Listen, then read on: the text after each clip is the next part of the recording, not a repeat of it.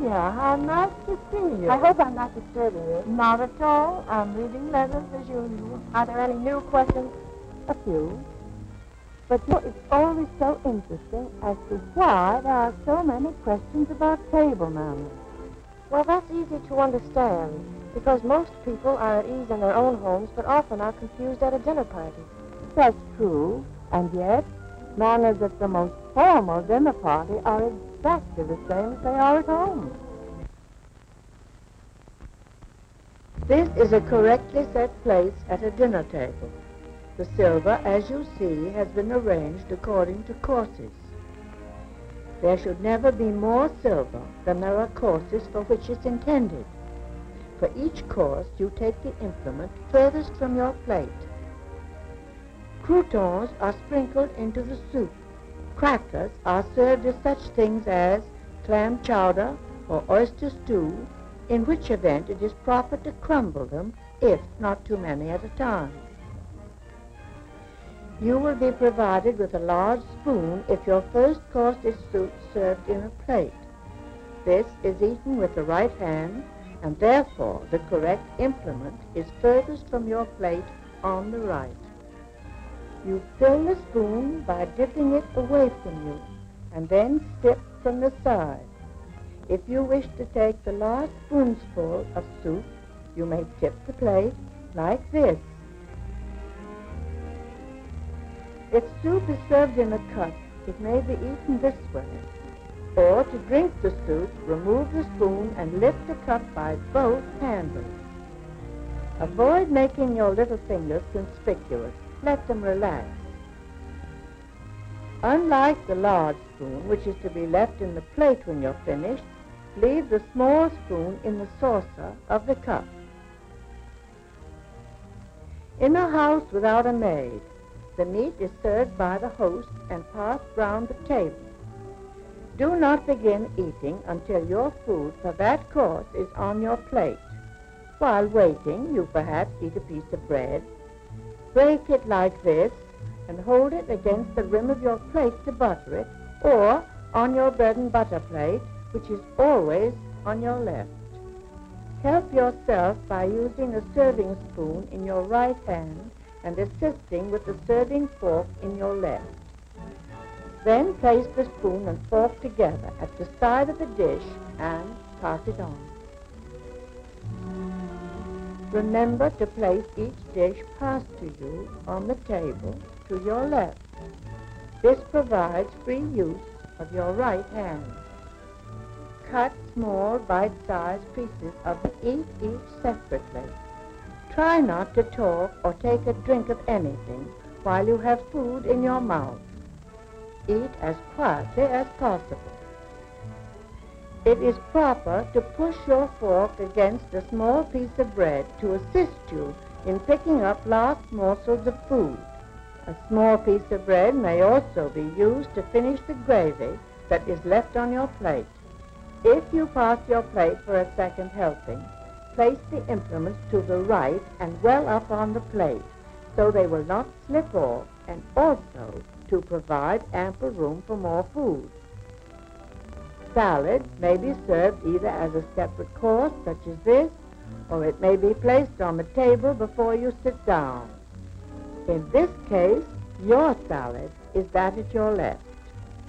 If a knife is provided, its blade must be of silver or stainless steel.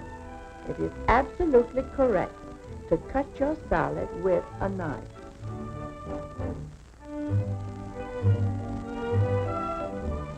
Properly, every dessert may be eaten with both fork and spoon. If you're served a whole peach, such as this, hold it with the fork in your left hand and cut the fruit around the pit with the spoon in your right.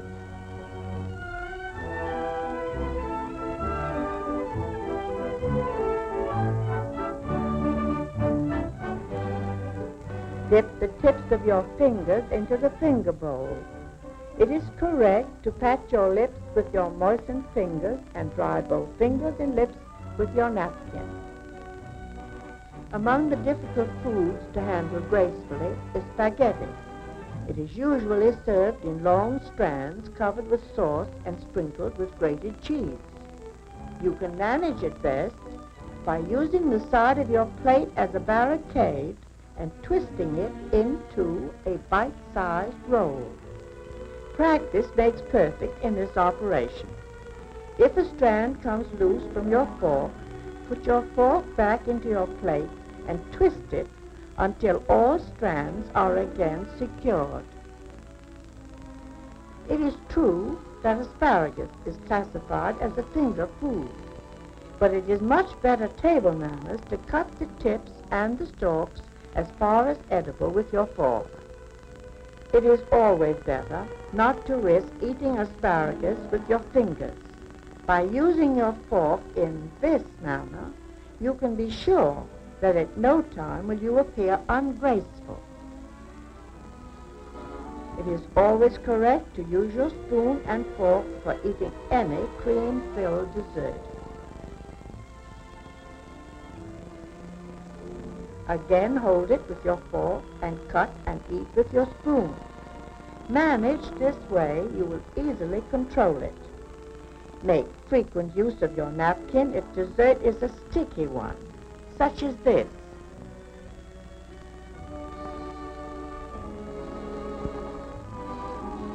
Fruits, such as stewed cherries, which you put into your mouth, pits and all, may be eaten with a spoon alone. It is correct, however, to use your fork as well. You drop the pits into your spoon and place them on your plate. However, things as small bones, chicken skins, or any unwanted morsel are properly removed from your mouth with your fingers. It's bad manners to light your own cigarette when none are provided at table. To blow smoke in your neighbor's face is inexcusable, and never do this. Imagine the chagrin of a hostess who prides herself on the brilliance of her silver when her guest does this.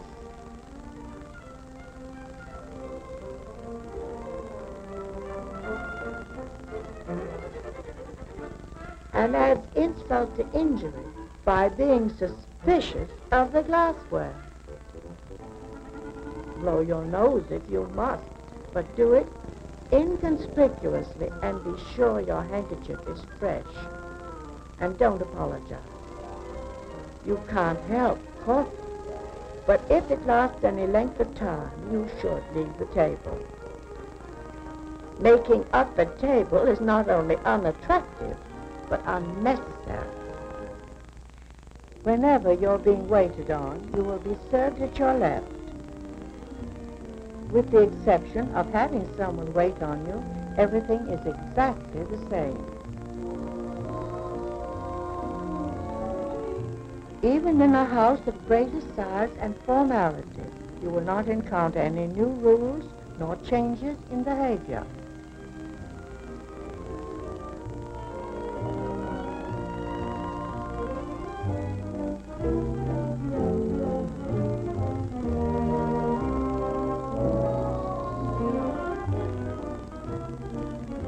The beverage which you accept will be poured for you in its correct glass.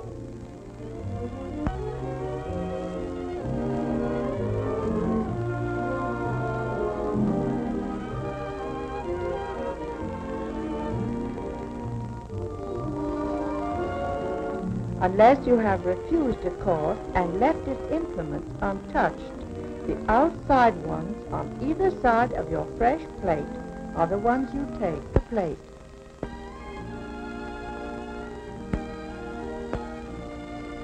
As you see, all table manners follow a set pattern.